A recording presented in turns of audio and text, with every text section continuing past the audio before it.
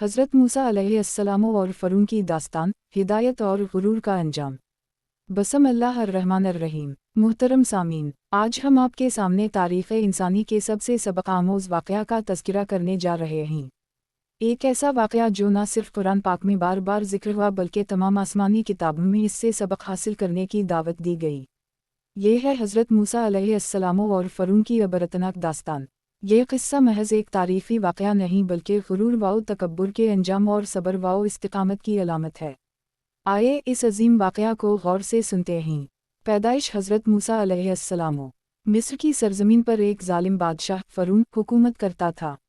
उसने बनी इसराइल को ग़ुलाम बना रखा था और उन पर ज़ुल्म व सितम के पहाड़ तोड़ता था।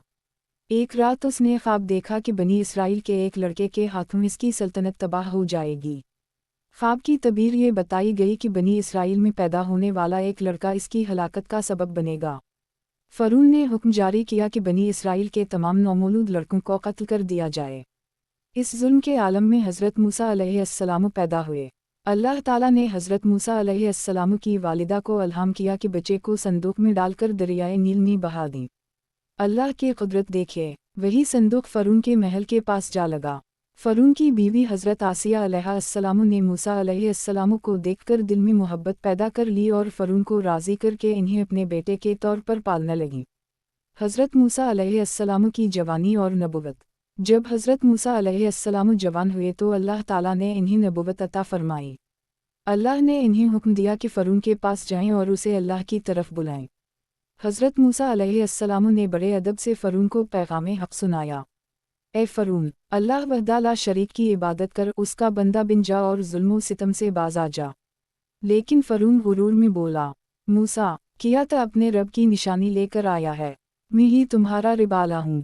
मुजज़ात और मुकाबला। अल्लाह ताला ने हज़रत मूसा अलैहिस्सलाम को कई मुजज़ात अता फ़रमाए। असा को सांप में बदलना और हाथ को रोशन करना। फ़रून ने उन मुजज़ात को जादू करार दिया और अपने जादूगरों को बल्ला लिया। जादूगरों ने अपनी रस्सियों और लाठियों को ज़मीन पर फेंका तो वो सांपों की मानिंद हरकत करने लगी। हज़रत मूसा अलैहिस्सलाम ने भी अपना असा फेंका तो अल्लाह के हुक्म से वो असा तमाम सांपों को निगल गया।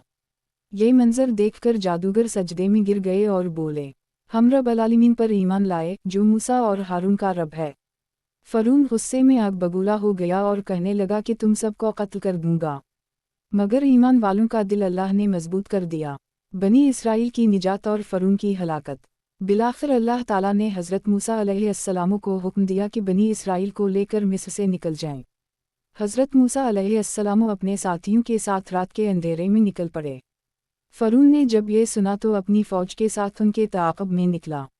जब मूसा अलैहिस्सलाम और उनके साथी समंदर के किनारे पहुँचे तो उनके साथियों ने घबरा कर कहा, अब हम पकड़े जाएंगे। मूसा अलैहिस्सलाम ने फरमाया, हरगिज़ नहीं, मेरा रब मेरे साथ है, वो मुझे रास्ता दिखाएगा। अल्लाह के हुक्म से हज़रत मूसा अलैहिस्सलाम ने अपना असा पानी पर मारा। समंदर में रास्ते बिन गए और पानी पहाड़ों की मानिंद खड़ा हो गया। बनी इसराइल रास्ता पार कर गए। जब फ़रून और इसकी फ़ौज ने वही रास्ता इख्तियार किया तो अल्लाह के हुक्म से पानी वापस आ गया और फ़रून अपने लश्कर समेत रिख हो गया।